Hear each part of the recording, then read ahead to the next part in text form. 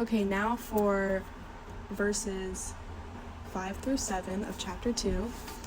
The original text is, "So Joseph went there, and as soon as he spotted him, he shouted, 'Why are you doing what's not permitted on the Sabbath?' But Jesus simply clapped his hands and shouted to the sparrows, 'Be off, fly away and remember me, and you are now alive.' And the sparrows took off and flew away noisily. The Jews watched with amusement, and then left the scene to report to the leaders what they had seen Jesus doing." Now I'm going to read my rewrite and explain why I rewrote it that way. For verse 5, I wrote, "So Joseph went to Jesus and asked him, 'Why are you creating with clay when it's not permitted on Sabbath day?'"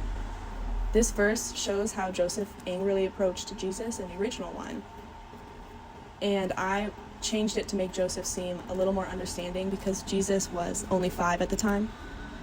For verse 6, "But Jesus simply just clapped his hands and shouted to the sparrows, 'Be off, fly away and remember me, and you are now alive.' And the sparrows took off and flew away noisily." So this verse is showing Jesus' response to Joseph's question, and his response is basically just ignoring him and then bringing the clay birds to life and setting them free. I think this shows that Jesus felt a little bit like he was above answering the questions that he considered rudimentary, because even as a kid, he was much more powerful and knowledgeable than the common man.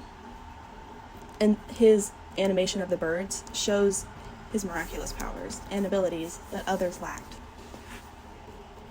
For the final verse, verse 7, I wrote, "The Jews saw this and watched with amusement, and then left to tell the leaders about the event that they witnessed." To me, this verse shows that the Jewish people were entertained and maybe even impressed by what Jesus was able to do, and then ran off to go tell their leaders about it.